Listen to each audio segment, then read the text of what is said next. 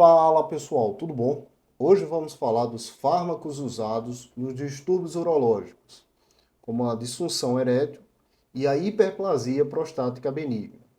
Esses são distúrbios muito comuns nos homens. Vamos começar aqui entendendo o que é a disfunção erétil. A disfunção erétil é a capacidade de manter a ereção peniana para que com isso o paciente consiga realizar a atividade sexual bem-sucedida. A disfunção erétil, ela tem várias causas, orgânicas e psicogênicas. Dentre elas destacam-se doença vascular, diabetes, uso de medicamentos, depressão ou sequelas de cirurgias prostáticas. Temos aqui, olha, uma matéria que saiu no jornal Estadão, no dia 15 de 8 de 23, e que está divulgada no site da Sociedade Brasileira de Urologia de São Paulo, que mostra que, apesar de ser um distúrbio muito comum nos homens, após os 50 anos, a disfunção erétil é um problema que atinge homens de todas as idades. E a OMS estima que cerca de 30% dos homens acima de 18 anos têm algum problema para atingir ou manter a ereção suficiente para ter uma relação sexual com penetração. Ou seja, mostra aí que isso é um distúrbio que atinge muita gente. Então vamos lá falar desses fármacos usados para tratar esse distúrbio. Bora lá. E o tratamento da disfunção erétil são utilizados alguns procedimentos como os implantes penianos, as injeções intrapenianas de alprostadil, o uso de fármacos como os inibidores de 5-fosfato de esterase, que a gente vai conhecer aqui como a sigla 5-PDE, utilizados por via oral. Temos aqui a sildenafila, a vardenafila e a tadalafila. Esses fármacos eles apresentam elevada eficácia no tratamento da disfunção erétil, uma facilidade de uso em comparação com os outros métodos, e essas medicações apresentam uma segurança efetiva. Levando em conta esses fatores, os inibidores da 5-fosfato de esterase, a 5-PDE, eles são os tratamentos de primeira escolha atualmente utilizados no tratamento da disfunção erétil. Então vamos lá falar um pouco mais sobre esses fármacos. Temos aqui a classe dos fármacos que são os inibidores da 5-fosfato de esterase, conhecido também como a 5-PDE. Temos aqui 3 ativos que pertencem a essa classe, como a sildenafila, a vardenafila, a tadalafila.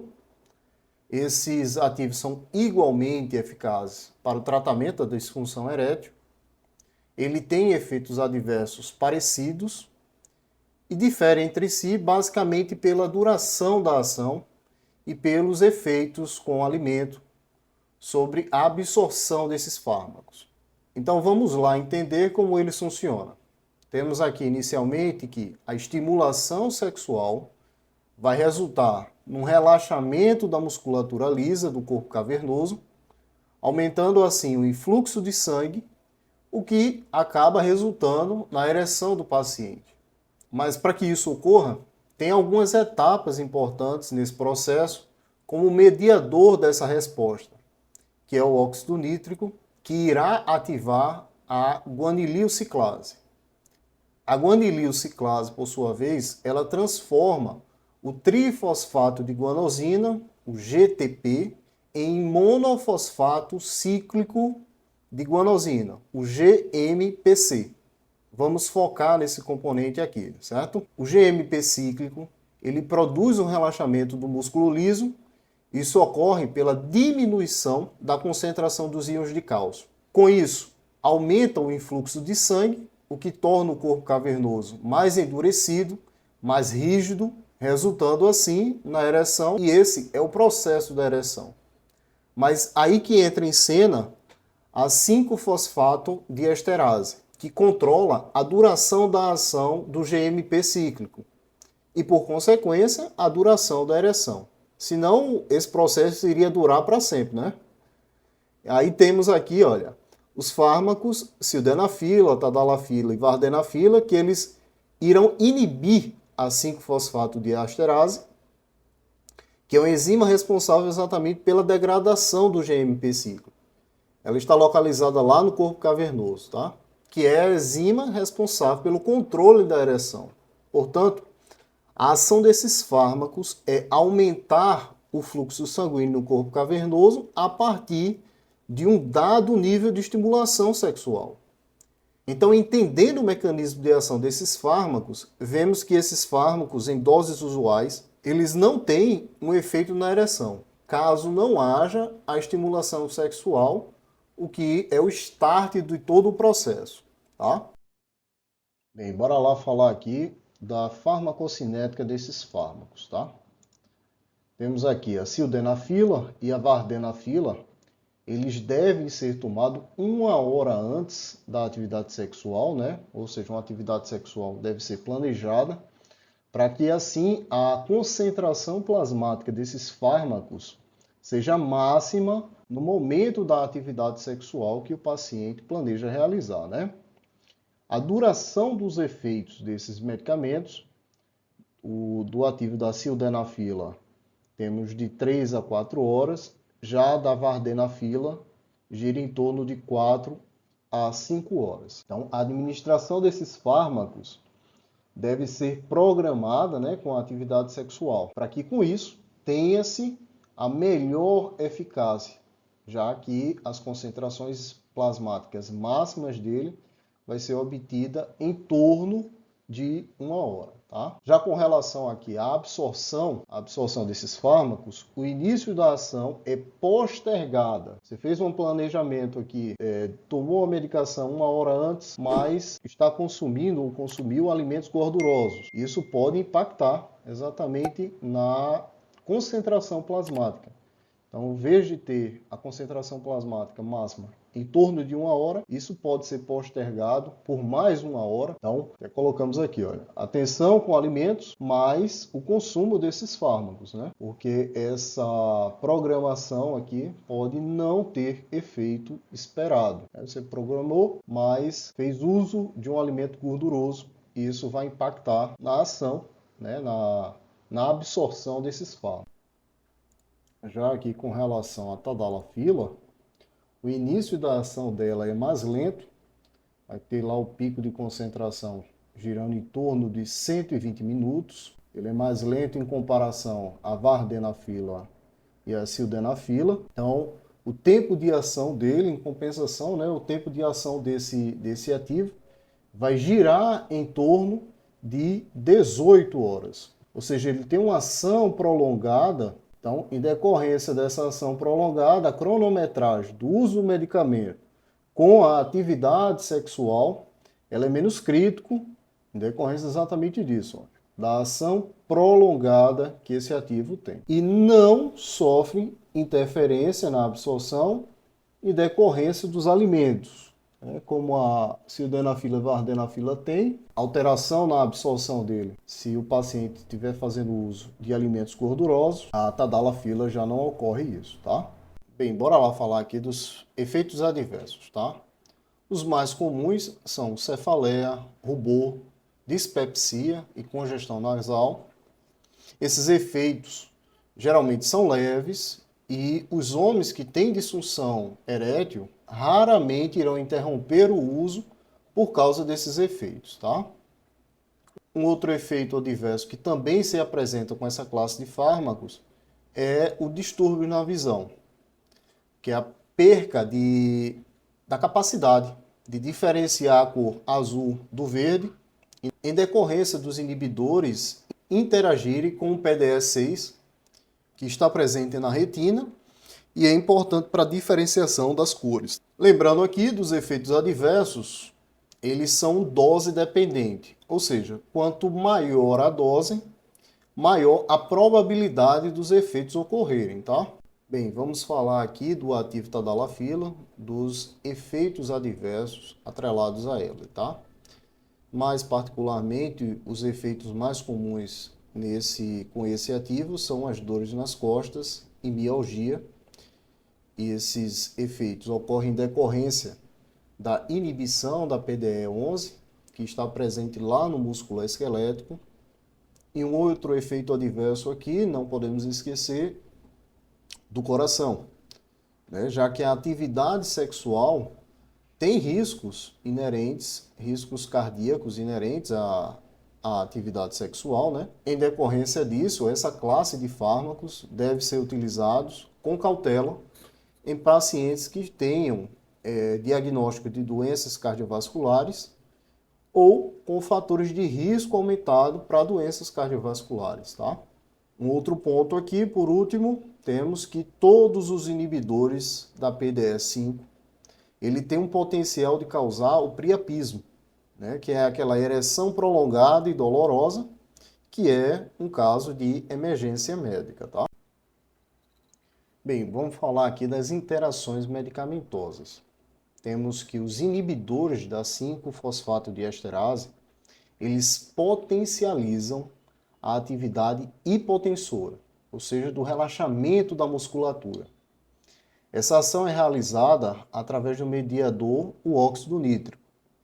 Então, pacientes que estão fazendo uso de nitratos orgânicos, que são drogas doadoras de óxido nítrico, como nitroglicerina, dinitrato de isosorbida, mononitrato de isosorbida, ele pode gerar uma hipotensão severa, né?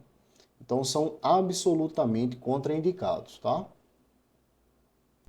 Uma outra interação medicamentosa que ocorre com os inibidores PDE são com os antagonistas alfa-adrenérgicos, né? Os pacientes estão fazendo uso desses fármacos, que são medicamentos usados, olha, no tratamento de hipertensão e também no alívio dos sintomas de hiperplasia prostática benigna. Ele provoca efeitos hipotensores adicionais, né? E devem ser utilizados com cautela, caso seja necessário o uso concomitante desses fármacos, tá?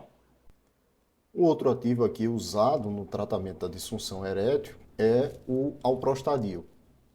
Esse alprostadil é uma prostaglandina E1 sintética, tá? Ela tem nas apresentações, como a gente vê aqui, intravenosa. Aqui é até uma demonstração de como aplicar. Os inibidores da 5-PDE, como a gente viu anteriormente, eles são o tratamento de primeira escolha, tá? Que é um tratamento por via oral, mas para os pacientes que não são candidatos ao tratamento oral, o alprostadil é uma opção, né? Ela tem atuação local e para aqueles pacientes que não podem fazer uso desse medicamento oral, é uma alternativa, esse fármaco que tem a apresentação intravenosa, tá? Então vamos falar aqui um pouco mais do mecanismo de ação. O alprostadil, tem aqui pela sigla PGE1, ele vai permitir o relaxamento lá da musculatura lisa, no corpo cavernoso. Com isso, vai aumentar o fluxo sanguíneo para a câmara de ereção e vai comprimir, a gente tem até aqui a representação, vai comprimir o efluxo venoso, ou seja, o sangue de retorno. Com esse sangue aprisionado, né, vai induzir a ereção no paciente. Entendido aqui o mecanismo de ação desse fármaco, vamos falar da farmacocinética dele. Temos aqui, olha, que a absorção sistêmica ela é mínima, né, que ele é um fármaco de uso local. A absorção mínima é rapidamente biotransformada. Fármaco de ação local, ele tem um início rápido de 2 a 25 minutos e tem uma duração que gira em torno de 30 a 60 minutos. Um pouco mais ou um pouco menos a depender do paciente, né? Já com relação aos efeitos adversos, devido à sua mínima absorção sistêmica, ele também tem mínimos efeitos adversos sistêmicos, tá? E os efeitos possíveis temos cefaleia e hipotensão, né, devido à vasodilatação que é gerada. Um outro efeito adverso também que pode ocorrer com esse fármaco, com esse ativo, é o priapismo, que é aquela ereção persistente e dolorosa, como a gente falou, é um caso de emergência médica, tá? Outros efeitos adversos localizados, temos a dor peniana, a dor uretral e a dor testicular. E um outro distúrbio urológico é a hiperplasia prostática benigna, conhecida aqui como a sigla HPB. A hiperplasia prostática benigna é o aumento não maligno da próstata, como a gente vê aqui, olha, na representação, que ocorre naturalmente com o avanço da idade do homem. Então, à medida que a próstata, a gente está vendo aqui o canal uretral, né? À medida que a próstata aumenta, ela vai desenvolver sintomas no trato urinário inferior, como dificuldade de urinar, dificuldades de micção frequentes, gotejamento pós-micção, e que esses fatores, esses sintomas, têm um impacto na qualidade de vida do paciente. Em decorrência disso, temos alguns fármacos, algumas classes de fármacos que são utilizados no tratamento da hiperplasia prostática benigna. Temos antagonistas alfa-1 adrenérgicos, temos os inibidores da 5-alfa-redutase e temos também os inibidores da 5-PDE. Vamos falar de cada um deles aqui. Temos os antagonistas alfa-1 adrenérgicos, os ativos doxazocina, tanzulosina, alfuzoxina. Eles são bloqueadores competitivos dos receptores alfa-1. Temos aqui a representação, olha, da chave fechadura, o bloqueador de um lado e o receptor do outro. Então, esses fármacos são os bloqueadores competitivos desses receptores alfa-1. Então vamos entender o mecanismo de ação deles aqui. Temos os receptores alfa-1A, alfa-1B e alfa-1D. O alfa-1A majoritariamente está localizado na próstata, o alfa-1B na próstata e nos vasos, e o alfa-1D lá majoritariamente localizado nos vasos. Então, bloqueando os receptores alfa-1A, olha lá, está localizado na próstata, e alfa-1B, também na próstata e nos vasos, ele vai provocar o relaxamento da musculatura lisa da próstata e com isso, né, temos aqui ó, a representação, melhora o fluxo urinário. Então, os fármacos doxazocina, alfuzoxina, eles bloqueiam os receptores alfa-1A e alfa-1B. E por bloquear os receptores alfa-1B, que estão presentes lá nos vasos, ou seja, nas artérias e veias, ele diminui a resistência vascular periférica e a pressão arterial também. Já a tanzulosina, ela bloqueia os receptores alfa-1A, ou seja, é mais seletivo. Com isso, tem menos efeito na pressão arterial. Geralmente, os alfa-bloqueadores geram mudanças mínimas no débito cardíaco, no fluxo sanguíneo renal e na velocidade de infiltração glomerular. Então, entendido isso, vamos falar aqui da farmacocinética dos alfa-bloqueadores. Esses fármacos são bem absorvidos por via oral. A doxazocina, alfuzoxina e tanzulosina são biotransformados pelas isoenzimas, né, pelo sistema CYP450, lá no fígado. Os alfa-bloqueadores têm um tempo de meia-vida girando em torno de 8 a 22 horas. Já com relação ao pico de efeito, né, desses fármacos, vai de 1 a 4 horas após a administração, tá? Já com relação aqui aos efeitos adversos que esses alfa-bloqueadores podem gerar, podem causar tontura, falta de energia, congestão nasal, cefaleia, a dor de cabeça, né? Sonolência e hipotensão ortostática.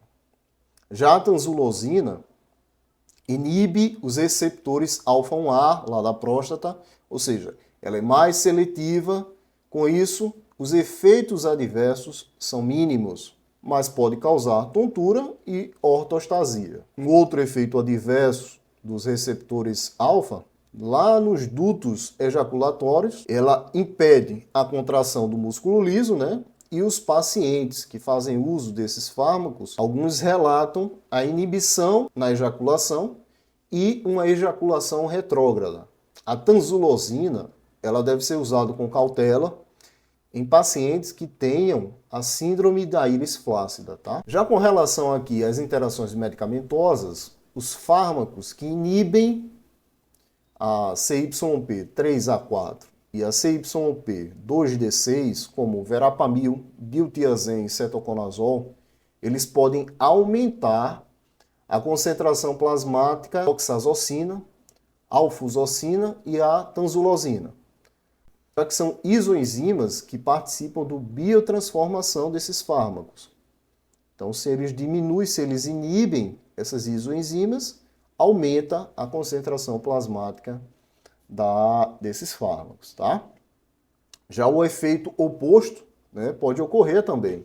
Fármacos que induzem, que aumentam o sistema CYP450, como a carbamazepina, fenitoína, o EVA de São João, tá? Pode diminuir a concentração plasmática, exatamente o efeito contrário, né? Já que ele acelera a degradação. Uma outra interação medicamentosa que a gente tem aqui é a alfuzocina, que ela pode prolongar o intervalo aqui, o intervalo QT. Tem aqui a demonstração do intervalo QT. Então deve ser utilizado com cautela, né? Com outros fármacos antiarritímicos de classe 3, tá? Uma outra classe de fármacos é a 5-alfa-redutase. Temos os ativos finasterida e a dutasterida. Elas inibem a 5-alfa-redutase. Comparando com a classe anterior, dos alfa-bloqueadores e a 5-alfa-redutase, os alfa-bloqueadores levam geralmente de 7 a 14 dias para o alívio dos sintomas. Já a 5-alfa-redutase leva um tempo maior, de 6 a 12 meses, tá? Para o alívio desses sintomas. Então vamos lá entender o mecanismo de ação dessa classe de fármacos. Temos aqui a testosterona e a transformação da testosterona em dihidrotestosterona, né, que é uma forma mais ativa. É feita essa transformação através da enzima 5-alfa-redutase. Aí é que entra a classe de fármacos. A finasterida e a dutasterida, elas inibem exatamente essa enzima de converter a testosterona em dihidrotestosterona. Por que é importante, né, a inibição? Porque a dihidrotestosterona, que é a forma mais ativa, ela estimula o crescimento da próstata. E reduzindo a DHT, vai provocar, né, o encolhimento da próstata e a melhora no fluxo, tá? Comparando esses dois ativos, a finasterida e a dutasterida, temos que a dutasterida ela é mais potente e tem uma maior redução da DHT, né, da dihidrotestosterona. Então, para melhorar a eficácia desses fármacos, dos inibidores de 5-alfa-redutase, a próstata precisa estar aumentada.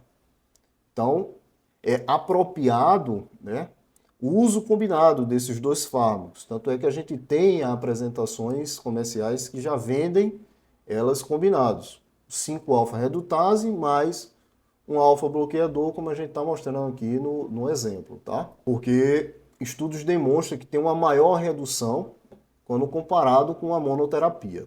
Um outro uso dessa classe é que elas são utilizadas também nos tratamentos de alopécia, já que a diminuição do DHT, da dihidrotestosterona, ela ocorre também na periferia e no soro. E com isso, né, vai prevenir a queda de cabelo. Já com relação aqui à farmacocinética da 5-alfa-redutase, temos que a finasterida e a dutasterida não são atrapalhadas, né, a absorção delas pelo alimento.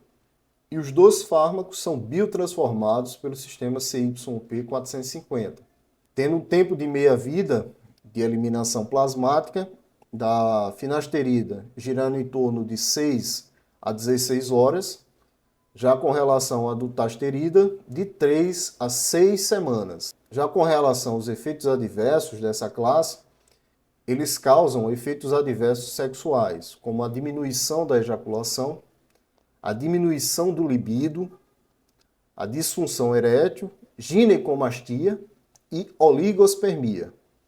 Esses ativos, a finasterida e a dutasterida, ele tem potencial teratogênico, ou seja, mulheres grávidas e em idade fértil não devem manusear ou ingerir, porque pode causar defeitos congênitos graves na genitália dos fetos masculinos. Lembrando lá que ele vai interferir na enzima 5-alfa-redutase na transformação da testosterona em dihidrotestosterona. Então, por isso aqui esses efeitos adversos nas mulheres grávidas ou em idade fértil. Uma outra observação que a gente tem aqui é que não é correto o uso dos inibidores de 5-alfa-redutase com o uso da testosterona. Exatamente a função do inibidor é inibir a conversão da testosterona na forma mais ativa dela, que é a DHT, que é a dihidro. E por último aqui, com relação à classe dos fármacos que são utilizados na hiperplasia prostática benigna, temos os inibidores, a gente falou lá, da 5-PDE, mais especificamente do ativo tadalafila. Ele também tem essa indicação dos distúrbios de hiperplasia prostática benigna. Então vamos entender aqui como ele vai funcionar. A 5-PDE ela está presente também na próstata e na bexiga. E eles são inibidores da 5-PDE. Então, inibindo a 5-PDE, ele permite uma maior vasodilatação e um relaxamento do músculo liso. Com isso, a próstata e a bexiga têm como resultado a redução dos sintomas da hiperplasia prostática. Então é isso, pessoal. Espero que vocês tenham gostado do assunto abordado. E não se esqueça, segue o canal, ative as notificações para ser avisado sempre que a gente postar conteúdo sobre esse universo dos fármacos. Valeu, pessoal, e até a próxima.